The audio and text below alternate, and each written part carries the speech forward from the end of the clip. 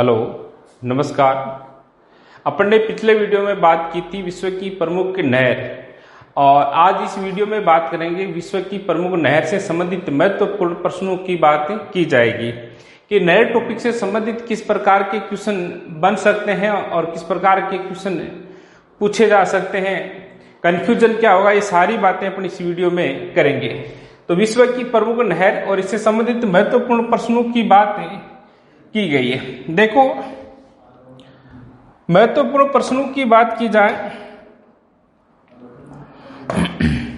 तो पहला क्वेश्चन बनता है कि सवेज नहर किन दो सागरों को जोड़ती है, किन दो सागरों को जोड़ती है। तो मैंने बात की थी सवेज नहर की कि या मिस्र देश के सिनाई प्रायद्वीप को काटकर किसका निर्माण करवाया गया है, सवेज नहर का निर्माण करवाया गया है। और ये किनको आपस में जोड़ती है, तो ये भाग है जो भूमध्य सागर है, और ये जो भाग है ये कौन सा है, लाल सागर है।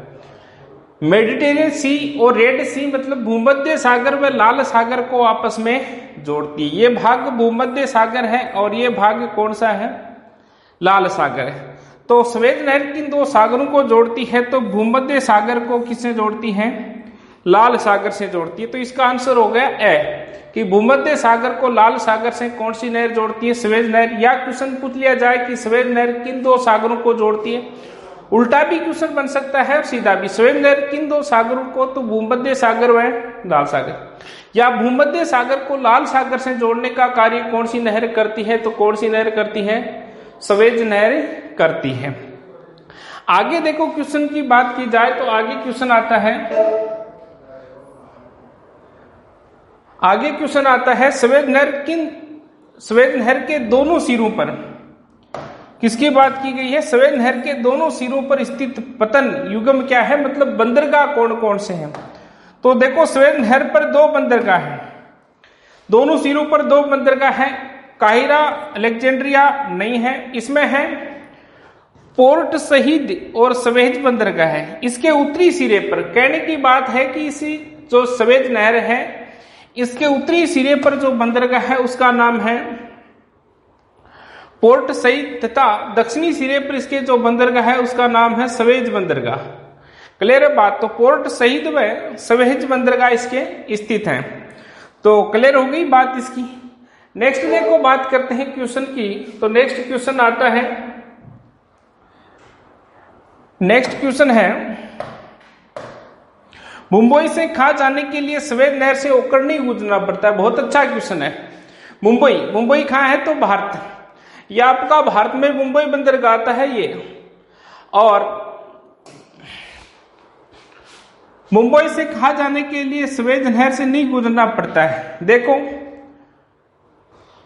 अलेक्जेंड्रिया, सवेज, पोर्ट सईद और भूमध्य सागर, चार ऑप्शन है कि मुंबई से भूमध्य सागर जाने पर सवेज नहर से गुजरना पड़ेगा। तो ये भूमध्य सागर है, और सीधी सी बात है कि मुंबई से आप भूमध्य सागर जाओगे तो क्या गुजरना पड़ेगा, सवेज नहर से गुजरना पड़ेगा।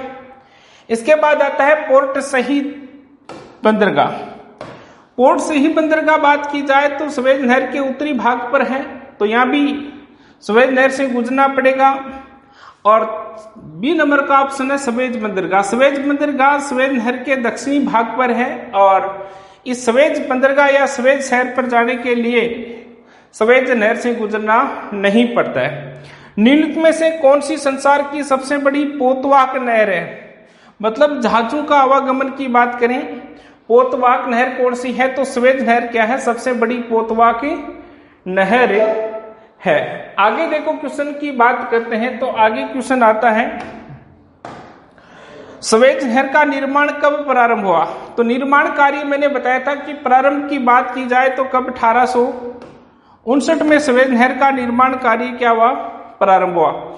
और सवेज नहर कब बनकर तैयार हुई, तो सवेज नहर कब बनकर तैयार हुई, तो 1869 में ये बनकर क्या होती है, तैयार होती है। मैंने बताया था कि तीन मुख्य नहरें हैं और तीनों का संबंध गांधी जी के जन्म के साथ, गांधी जी के भारत आगमन के साथ और गांधी जी की मृत्यु के साथ। सवेज नहर का निर्माण गांधी जी के जन्म के साथ 1869 में किया गया। और प्रारंभ कब किया गया, तो 1859 में क्या किया गया, प्रारंभ किया गया।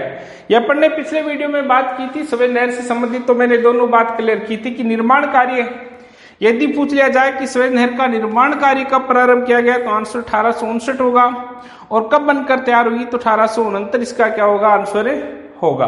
क्लियर होगी दोनों बात। अब देखो नेक्स्ट क्वेश्चन की बात करते हैं। तो नेक्स्ट क्वेश्चन आता है, सवेद नहर के दक्षिणी सिरे पर कौन सा पत्तन है। तो सवेद नहर के दक्षिणी सिरे पर कौन सा है, तो देखो सवेज बंदरगाह आ सकता है, और सवेज बंदरगाह या सवेज शहर में पोर्ट तेवपिक बंदरगाह है। तो इसका आंसर देखो, कंफ्यूजन का क्वेश्चन है, इसका आंसर होगा पोर्ट तेवपिक बंदरगाह। सवेज शहर में जो बंदरगाह उसे सवेज बंदरगाह भी कहते हैं, उसका वास्तविक नाम क्या है, तो पोर्ट तेवपिक बंदरगाह है। तो सवेद नहर के दक्षिणी सिरे पर कौन सा बंदरगाह है, तो पोर्ट तेवपिक बंदरगाह। ग्रेट बिटर झील, लिटिल झील और टिमसा झीलों की बात की गई है, यह किस नहर में स्थित है। तो ये सीधी सी बात है, सवेद नहर अपन बात की थी कि 3 झीलों से इसी नहर में स्थित है। ग्रेट बिटर, लिटिल झील और टिमसा झीलें, तीनों झीलें किस नहर में स्थित है, तो सवेज नहर में स्थित है। नेक्स्ट देखो वीडियो की नेक्स्ट क्वेश्चन की बात करते हैं। तो नेक्स्ट क्वेश्चन आता है कि किस नहर को ब्रिटेन की स्नायु नाड़ी कहते हैं। ब्रिटेन की स्नायु नाड़ी, बहुत ही अच्छा क्वेश्चन है, ध्यान रखना। ब्रिटेन की स्नायु नाड़ी किसे कहते हैं, तो ध्यान रखना सवेज नहर को ब्रिटेन की क्या कहते हैं, स्नायु नाड़ी कहते हैं। जैसे क्यों कहते हैं, तो इसकी बात करें कि ये दक्षिणी जो पूर्वी एशिया है, भारत है, मिस्र है, इस प्रकार इन देशों पर अधिकार किसका था, ब्रिटेन का था। और इन सभी देशों से सवेज नहर नहीं थी, तो ब्रिटेन जाने के लिए इस प्रकार से जाना पड़ता था, ये आता है ब्रिटिश द्वीप समूह। और जैसे ही सवेज नहर बनी तो यात्रा किस प्रकार से होगी, तो यात्रा इस प्रकार से होगी। इस कारण इसे ब्रिटेन की क्या कहते हैं, स्नायु नाड़ी कहा जाता है। तो सवेज नहर को ब्रिटेन की स्नायु नाड़ी कहते हैं। सीधा क्वेश्चन बनता है, मिस्र देश ने सवेज नहर का अंतर्राष्ट्रीयकरण कब किया गया। मैंने बताया था कि मिस्र के राष्ट्रपति नासिर, देखो 1950 में मिस्र स्वतंत्र होता है, और मिस्र के जो राष्ट्रपति हैं नासिर, वो 1956 में इस नहर का क्या कर देते हैं, अंतर्राष्ट्रीयकरण कर देते हैं कि पूरे विश्व के लोग क्या कर सकते हैं, यहां से आ जा सकते हैं। तो मिस्र देश ने सवेज नहर का अंतर्राष्ट्रीयकरण कब किया, तो 1956 में किया, और 1950 में मिस्र क्या होता है, स्वतंत्र होता है। नेक्स्ट देखो क्वेश्चनों की बात की जाए तो नेक्स्ट क्वेश्चन आता है, सवेज नहर के कारण निम्न 2 महाद्वीपों के मध्य दूरी कम हो गई। क्वेश्चन बन सकता है कि सवेज नहर के कारण किन महाद्वीपों के मध्य जो दूरी है वो कम हो गई। देखो इसमें एक तरफ ऑप्शन एशियाई है, तो ये भाग है जो किसका आता है, आपका एशिया का आता है, पूरा का पूरा भाग, ठीक है, एक तरफ एशिया है आपका। अब देखो सवेज नहर के कारण एशिया व ऑस्ट्रेलिया की दूरी में कोई परिवर्तन नहीं हुआ, एशिया व अफ्रीका की दूरी में कोई परिवर्तन नहीं हुआ, एशिया व अफ्रीका की दूरी में कोई परिवर्तन नहीं है, एशिया व ऑस्ट्रेलिया की दूरी में कोई परिवर्तन नहीं, एशिया व उत्तरी अमेरिका की दूरी में भी कोई परिवर्तन नहीं है। जैसे यहाँ प्रशांत महासागर में इस तरफ जाए तो यहाँ मैप में नॉर्थ अमेरिका आता है, और इस नॉर्थ अमेरिका जाने की दूरी में भी कोई परिवर्तन नहीं होता। और एशिया व यूरोप की दूरी में क्या होती है, कमी होती है। देखो ये जो आपका भाग है ये अफ्रीका, ये यूरोप कॉन्टिनेंट है, और यूरोप जाने के लिए पहले इस प्रकार से रास्ता था, और जैसे ही सवेज नहर का निर्माण करवाया गया तो रास्ता क्या हो गया, ये। तो सवेज नहर के कारण किन महाद्वीपों के मध्य दूरी कम हुई है, तो एशिया व यूरोप महाद्वीपों के मध्य क्या हुई है, दूरी कम हुई है। सवेज नहर का निर्माण किसके द्वारा करवाया गया था, तो सीधी सी बात है, किसके द्वारा करवाया गया था, ब्रिटेन द्वारा। ये जो मिस्र देश है, इस मिस्र देश पर ब्रिटेन का अधिकार था, और ब्रिटेन ने अपने लाभ हेतु किसका निर्माण करवाया, सवेज नहर का। क्वेश्चन पूछ लिया जाए कि सवेज नहर किस देश की भूमि को काटकर, तो आंसर क्या होगा, मिस्र। और किसके द्वारा करवाया गया, तो ब्रिटेन द्वारा करवाया गया। नेक्स्ट देखो क्वेश्चन की बात करते हैं। तो नेक्स्ट क्वेश्चन है कि सूची 1 को सूची 2 से सम्मिलित कीजिए, नीचे दिए कुटु के अनुसार सही उत्तर का चयन कीजिए। ये आरएस प्री एग्जाम थी जो 2018 में, इसमें ये क्वेश्चन पूछा गया था, सेम इसी प्रकार से क्वेश्चन था। तो देखो इसमें पहली बात की गई है किसकी, कील नहर की। कील नहर किसको किससे जोड़ती है, तो मैंने बताया था एलब ज्वार नदमुख आ सकता है, या अगला यह दे सकता है उत्तरी सागर, क्या दे सकता है, जर्मनी में एक नदी प्रवाहित होती है जिसका नाम है एलब, और एलब नदी कहां जाकर गिरती है, तो उत्तरी सागर में। एलब नदी है जो एस्चुरी का निर्माण करती है, ज्वार नदमुख का निर्माण करती है, और ये किसको किससे जोड़ती है, उत्तरी सागर को बाल्टिक सागर से, या एलब ज्वार नदमुख को बाल्टिक सागर से। तो ए में क्या होगा आपका 2 नंबर होगा। इसके बाद आती है सू नहर। देखो सू नहर की बात करते हैं। सू नहर में मैंने बताया था सुपीरियर झील को किससे जोड़ती है, हयूरन झील से। तो इसमें आंसर क्या होगा, 4 नंबर। इसके बाद आती है पनामा नहर, और पनामा नहर किसको किससे जोड़ती है, तो अटलांटिक महासागर को किससे जोड़ती है, प्रशांत महासागर से जोड़ती है। और स्वेज नहर अभी अपन ने बात की थी, तो स्वेज नहर किसको किससे जोड़ती है, तो भूमध्य सागर को किससे जोड़ती है, लाल सागर से जोड़ती है। अब देखो ए में क्या आएगा, 2 नंबर, ब में क्या आएगा, 4 नंबर, स में क्या आएगा, 3 नंबर, और द में क्या आएगा, 1 नंबर। तो इसका आंसर सही होगा ए। ये क्वेश्चन आरएस प्री एग्जाम में पूछा गया था जो 2018 में हुई थी, पिछली आरएस प्री हुई थी, उसमें क्वेश्चन पूछा गया था। अब देखो आगे बात करते हैं। आगे क्वेश्चन आता है कि पनामा नहर का निर्माण कब करवाया गया, तो वही 1914 में पनामा नहर का निर्माण करवाया गया था। 1914 में पनामा नहर का निर्माण पनामा देश की भूमि को काटकर करवाया गया, और किसके द्वारा करवाया गया था, यूएसए के द्वारा करवाया गया था। तो पनामा नहर का निर्माण कब, तो 1914 में। और आगे बात करते हैं पनामा नहर का निर्माण किसके द्वारा करवाया गया, तो किसके द्वारा करवाया गया, यूएसए संयुक्त राज्य अमेरिका द्वारा करवाया गया। तो आंसर क्या होगा, संयुक्त राज्य अमेरिका। और इसका सर्वाधिक जो लाभ है, प्रॉफिट है, वो भी किसको है, तो यूएसए। पनामा नहर की कुल लंबाई कितनी है, लंबाई की बात की जाए तो इसकी लंबाई कितने किलोमीटर है, लंबाई इसकी 77 किलोमीटर है। कितने किलोमीटर है, 77 किलोमीटर। एनसीईआरटी इसकी 82 किलोमीटर लंबाई देती है। पनामा नहर का निर्माण किस देश की भूमि को काटकर करवाएगा, किस देश की भूमि को काटकर करवाया गया, तो ध्यान रखना ये पनामा देश की भूमि को काटकर निर्माण करवाया गया। देखो ये जो देश आता है, ये देश आपका पनामा, और इस पनामा देश की भूमि को काटकर किसका निर्माण करवाया गया, पनामा नहर का निर्माण करवाया गया। तो सारी बात क्लियर होगी। पनामा नहर का निर्माण कब, तो 1914 में। किस देश द्वारा, यूएसए द्वारा। लंबाई की बात करें कितने किलोमीटर, 77 किलोमीटर। और किस देश की भूमि को काटकर निर्माण करवाया गया, तो पनामा देश की भूमि को काटकर क्या करवाया गया, निर्माण करवाया गया। अब देखो नेक्स्ट क्वेश्चन की बात की जाए तो नेक्स्ट क्वेश्चन आता है, पनामा नहर किन 2 महाद्वीपों को अलग करती है। पनामा नहर है जो किन 2 महाद्वीपों को अलग करती है, तो ये जो महाद्वीप है आपका, ये नॉर्थ अमेरिका है, और ये महाद्वीप है कौन सा है, साउथ अमेरिका है। ठीक है, और ये आपकी यहाँ पनामा नहर है। इस पनामा नहर के ऊपर वाला पार्ट नॉर्थ अमेरिका कहलाता है, और नीचे वाला पार्ट क्या कहलाता है, दक्षिणी अमेरिका कहलाता है। एशिया अफ्रीका को अलग करती है, नहीं करती। एशिया यूरोप को अलग करती है, उत्तरी अमेरिका को दक्षिणी अमेरिका से अलग करती। क्लियर हो गई बात। पनामा नहर के ऊपर वाला पार्ट नॉर्थ अमेरिका, और नीचे वाला भाग क्या है, साउथ अमेरिका। तो पनामा नहर उत्तरी अमेरिका को दक्षिणी अमेरिका से अलग करती है। पनामा नहर किन 2 सागरों को आपस में जोड़ती है, ये क्वेश्चन बहुत अच्छा बनता है। पनामा नहर किन 2 सागरों को आपस में जोड़ती है, तो देखो इसकी बात की जाए किन 2 सागरों को ये जोड़ती है,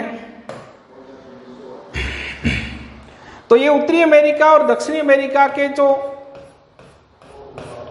पश्चिम वाला भाग है ये क्या कहलाता है? प्रशांत महासागर कहलाता है, पैसिफिक ओशियन कहलाता है। और ये पूर्वी वाला भाग है ये क्या कहलाता है? अटलांटिक महासागर कहलाता है, अटलांटिक ओशियन कहलाता है। अब देखो प्रशांत महासागर को किससे जोड़ती है? अटलांटिक महासागर से, या अटलांटिक महासागर को प्रशांत महासागर से जोड़ती है। तो देखो इसमें बात करते हैं, लाल सागर भूमध्य सागर को कौन सी नहर जोड़ती है? स्वेज है। बाल्टिक सागर को उत्तरी सागर से कौन सी नहर जोड़ती है? कील नहर। प्रशांत महासागर को कैरेबियन सागर से। अब ध्यान रखना इसमें, अटलांटिक महासागर का जो ये पार्ट आता है ये पार्ट कहलाता है आपका कैरेबियन सागर, और प्रशांत महासागर को किससे जोड़ती है? कैरेबियन सागर से जोड़ती। कैरेबियन की जगह अगला अटलांटिक महासागर भी लिख दे तो आंसर क्या होगा? प्रशांत महासागर को अटलांटिक महासागर से। और कैरेबियन सागर किसका भाग है? तो अटलांटिक महासागर का क्या है? भाग है। तो किसको किससे जोड़ती है? तो प्रशांत महासागर को किससे? अटलांटिक महासागर से। और अटलांटिक महासागर ऑप्शन में नहीं आएगा तो क्या आएगा? कैरेबियन सागर आएगा। तो प्रशांत महासागर को किससे जोड़ती है? कैरेबियन सागर से जोड़ती है। आंसर क्या होगा? से। किस नहर में लोक सिस्टम है? किस नहर में लोक सिस्टम है? तो पनामा नहर में क्या बनाया गया है? लोक सिस्टम बनाया गया है। हमने बात की थी इसकी कि पनामा नहर में लोक सिस्टम है और इसमें एक बार में कितनी जहाज आ जा सकती है? तो एक ही जहाज आ जा सकती है और इसमें लोक सिस्टम बनाया गया है। क्लियर है बात? तो आंसर क्या होगा इसका? पनामा नहर। आगे देखो क्वेश्चनों की बात करते हैं। आगे क्वेश्चनों की बात आती है, कौन सी नहर बाल्टिक सागर को उत्तरी सागर से जोड़ती है? बाल्टिक सागर को किससे जोड़ती है? उत्तरी सागर से। तो जो ये भाग है ये उत्तरी सागर है और ये भाग है कौन सा है? बाल्टिक सागर। और यहां बीच में एक नहर आती है जिसका नाम है कील नहर। कील नहर हमने पढ़ा था कि कील नहर किसको किससे जोड़ती है? बाल्टिक सागर को किससे जोड़ती है? उत्तरी सागर से जोड़ती है। और उत्तरी सागर की जगह अगला दे सकता है एलब जवारलुद। ये पूरी की पूरी कंट्री है जो जर्मनी देश है, और जर्मनी देश में एक नदी प्रवाहित होती है जिसका नाम है एलम नदी। और एलम नदी का डेल्टा उत्तरी सागर में बनता है और कील नहर के किनारे पर बनता है। ठीक है, तो किसको किससे जोड़ती है? कील नहर उत्तरी सागर को बाल्टिक सागर से या बाल्टिक सागर को एलब जवारलुद से जोड़ती है। विश्व की सबसे व्यस्तम नहर, ये ध्यान रखना है, सबसे बड़ी पोतवाक नहर स्वेज नहर है, और विश्व की सबसे व्यस्तम नहर की बात की जाए तो व्यस्तम नहर आती है कील। और कील नहर से व्यापार न होकर क्या होते हैं? यात्री जाते हैं। इन देशों में जो यात्री जाते हैं वो किस नहर से जाते हैं? तो कील नहर से जाते हैं। क्लियर होगी बात? अब देखो आगे बात की जाए, आगे क्वेश्चन बनता है कील नहर का निर्माण किस देश की भूमि को काटकर? तो किस देश की भूमि को काटकर करवाया गया है? जर्मनी देश की भूमि को काटकर किया गया है। तो आंसर क्या हो गया इसका? जर्मनी देश। कील नहर का निर्माण कब करवाया गया? तो गांधी जी की मृत्यु के साथ इसका क्या करवाया गया? निर्माण करवाया गया 1948 में। 3 नहरें पढ़ी थी अपन ने। एक स्वेज नहर जिसका संबंध गांधी जी के जन्म के साथ 1869 में, दूसरी नहर पढ़ी थी अपन पनामा नहर जिसका निर्माण 1914 में, और तीसरी नहर कौन सी है?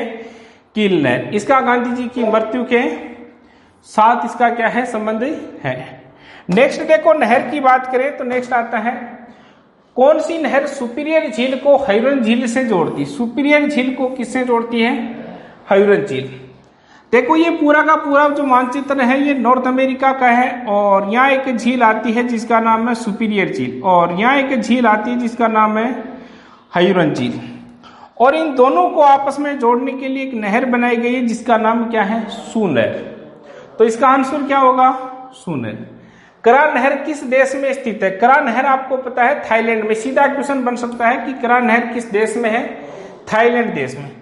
ईरी नहर किन झीलों को आपस में जोड़ती है? तो ईरी नहर किन झीलों को आपस में जोड़ती है? तो ईरी जो नहर है वो आपकी जोड़ती है हयूरन झील को। किससे जोड़ती है? ईरी झील से। यह आपकी हयूरन झील है और इसके जस्ट नीचे आपकी कौन सी है? ईरी झील। और इनको आपस में जोड़ने का कार्य कौन सी नहर करती है?